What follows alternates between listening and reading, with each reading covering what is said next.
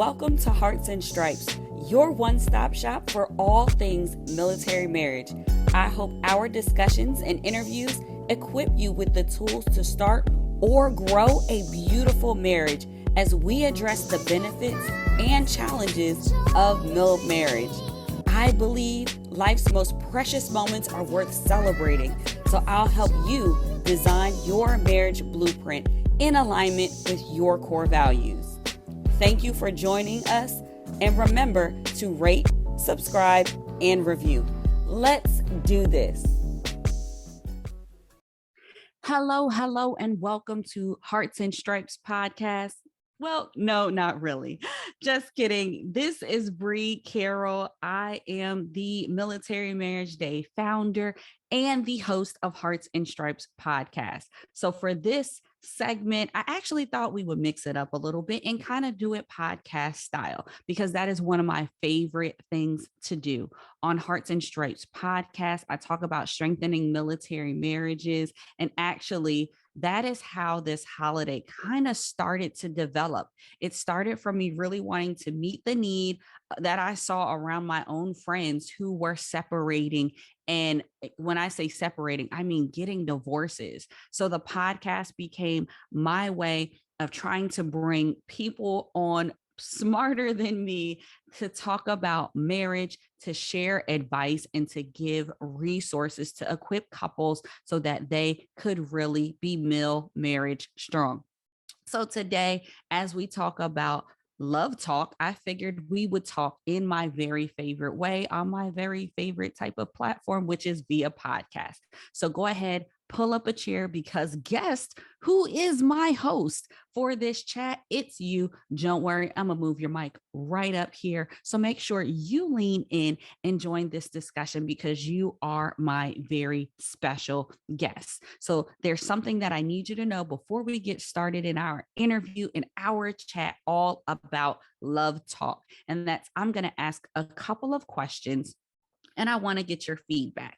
So the way that you're going to give feedback is just comments below.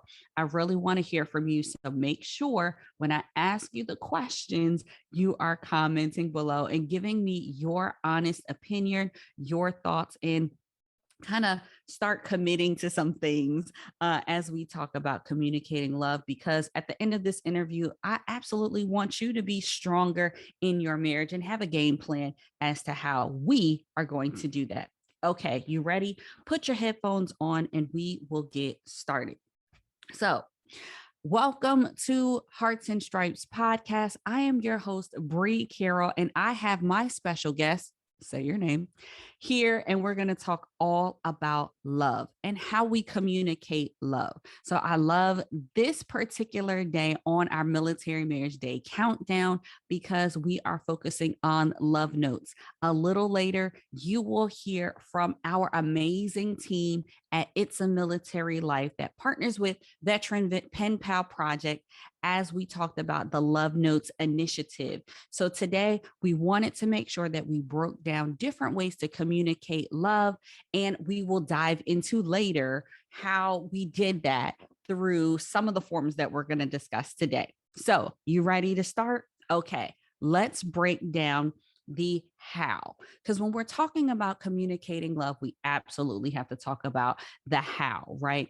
And there's two ways that I really want you to think about when it comes to the how. So that's verbal and nonverbal communication. Verbal communication, that's one that typically we know, right? It's what we're doing right now in this interview. We are talking, we are using our words to express ourselves, right? Nonverbal are those gestures, those facial expressions you may be getting in trouble with. I know I do. Don't feel bad. And other ways that you can express love, like through a hug. You can communicate with body language and different forms of nonverbal communication. Now, one thing that I have to be transparent about that I need to work on when it comes to my verbal and nonverbal communication, it more so deals with verbal, it's tone. It's not what you say sometimes, it's how you say it. I've been hearing this all my life. I'm from Jersey. I can blame it on that, or I can take responsibility for the sake of this show, we're taking responsibility. So you want to be aware of your verbal and your nonverbal communication. So let's get some examples of that. I kind of gave you one as I talked about our wonderful partners at Veteran Pen Pal Project, right? One way to communicate love that we are encouraging throughout today is writing letters. So get your envelope, get your stamps, maybe even get your Military Marriage Day postcard and write down the words that you maybe are hesitant to express out loud. I will say, though, as a podcaster, I love to talk, and I really think it makes a difference when you can hear the person communicate love. So say it.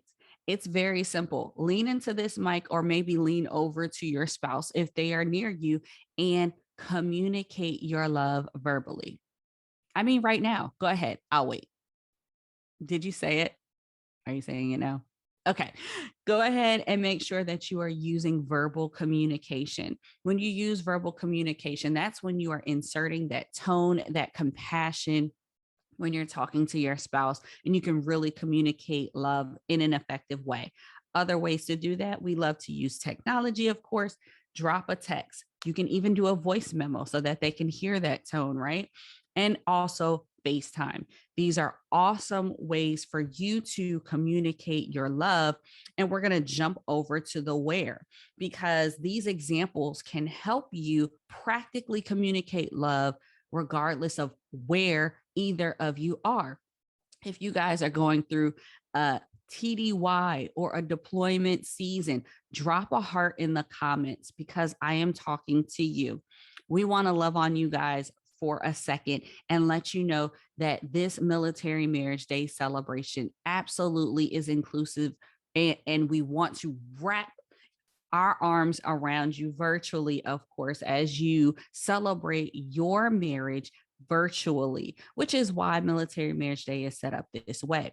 We are encouraging you to connect, of course, with these letters through text and via FaceTime as much as possible, because connection is our theme for this year, and particularly for those who are currently geographically separated. So we are loving on you. Shout out to you. You are my special guest for this conversation, especially because I have a heart for people who are going through those seasons and celebrating Military Marriage Day. We know it is challenging, but I hope that this conversation is encouraging to you and it helps you get different ideas of how to think outside the box and utilize this time as an opportunity to still connect with your spouse.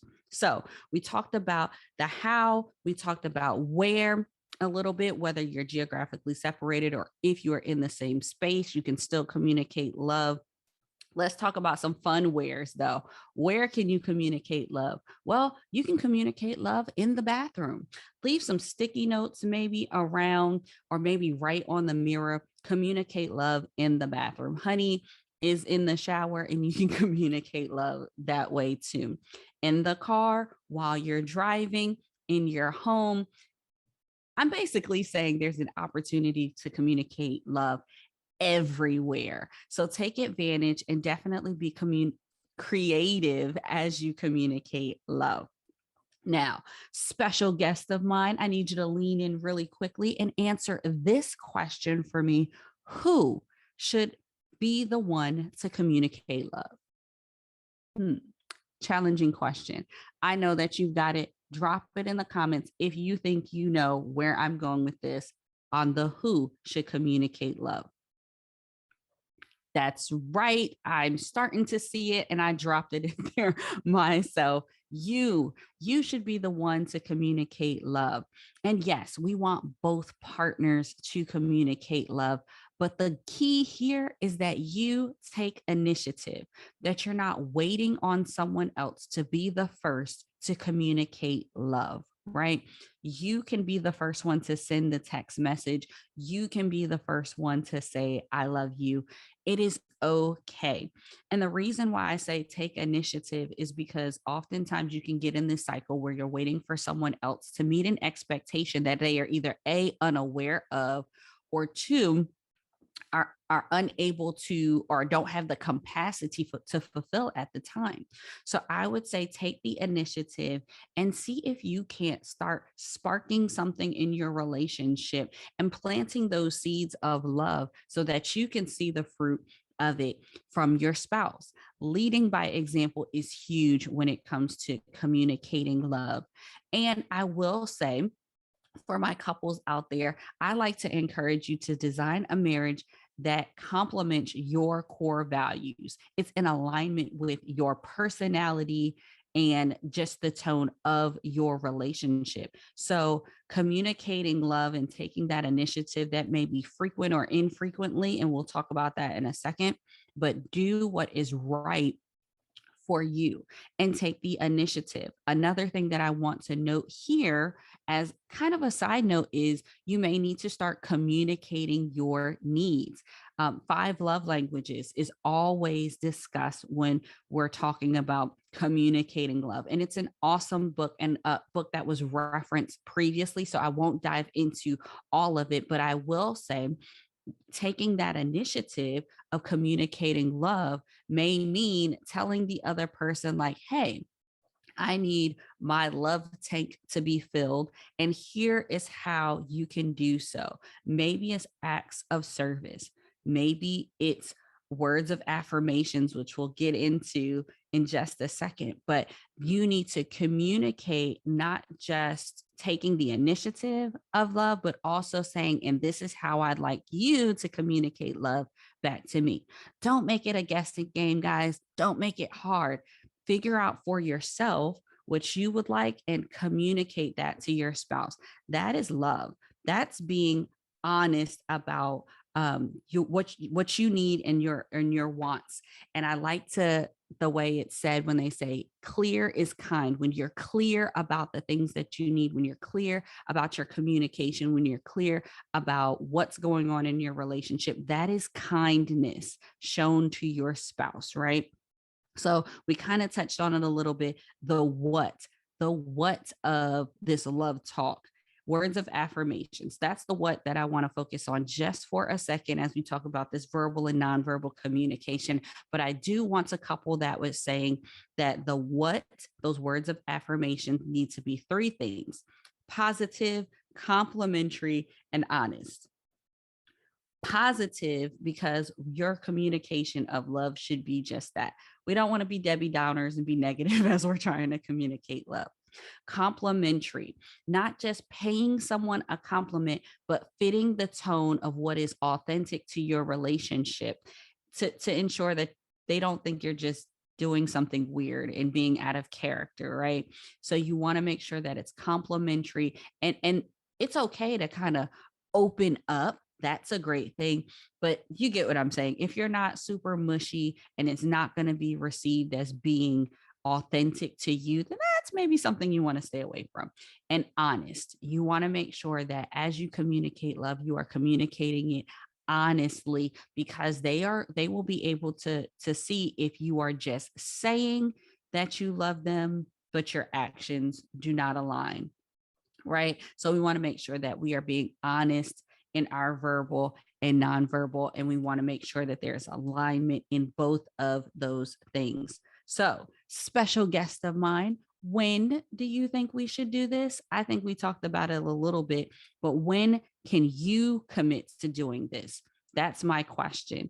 Drop in the comments when you are going to commit to communicating love. Maybe for some people, you may be typing that you will communicate to doing it daily.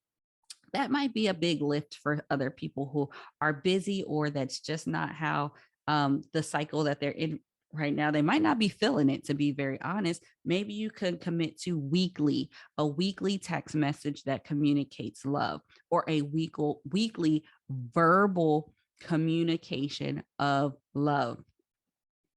Maybe you are going to commit to writing those love notes on a monthly basis, whether they are sitting on the couch next to you or they are away. Committing to writing monthly to mix it up may be a great way to communicate love. So we've kind of covered a lot in this interview. You have been an amazing guest, but we're going to wrap things up really quickly with my favorite segment for any interview, and that is our heart tracks. So on Hearts and Stripes podcast, I typically close out by asking my guests for a heart track or a theme song that kind of wraps up what we discussed. So I've given you guys a head start. If you head to Spotify right now and you search MMD 2021, you will find that we have our very own playlist. Yep, I started you off with some heart tracks. But what I need you to do before we end this interview is drop in the comments below your heart track, or what is your song that will help you remember to communicate love. Maybe it's your favorite love song. Maybe it's the song that you danced to when you got married. Or maybe it's a new love song that is on the radio that you have been putting on replay throughout this Military Marriage Day countdown. Whatever that song is, put it in the comments below, and we'll be sure to add it to the MMD 2021 playlist on Spotify for all to enjoy. Now, while you are dropping those songs down below, I wanted to just share for a second a thank you to our sponsors for Military Marriage Day. So a huge thank you to First Command, Armed Forces Insurance, and the Taya and Chris Kyle Foundation. I also wanted to highlight one of the things that we're doing here, podcast style. Podcasts are an awesome resource for you to get equipped in your marriage, and you will be able to look for every other podcast that is communicating love and equipping you in your relationship on militarymarriageday.com. Surprise special announcement, August the 14th, we will actually drop a resource hub to highlight other podcasters and other podcast resources, books, programs for Military Marriage Day. So you won't have to do the endless Google search when it comes to trying to find resources. It'll be right at your fingertips at militarymarriageday.com. And on that note, let me shout out Lindsay Kavanaugh of Married to Military, another podcaster who was actually featured, and you heard from her on Tuesday. So I hope all of that announcements at the end has given you enough time to drop your song below. I can't wait to see all the amazing songs that you put in the comments, and we'll be sure to add those to our Military Marriage Day playlist on Spotify. Well, we are going to wrap up this episode with the favorite outro that I love to do. Typically, you hear it at the end of every Heart to Heart, and it is simply that this is Hearts and Stripes podcast. We are the few, the proud that aim high and are forged by love. Always ready, always there. We are Mill Marriage Strong. See y'all.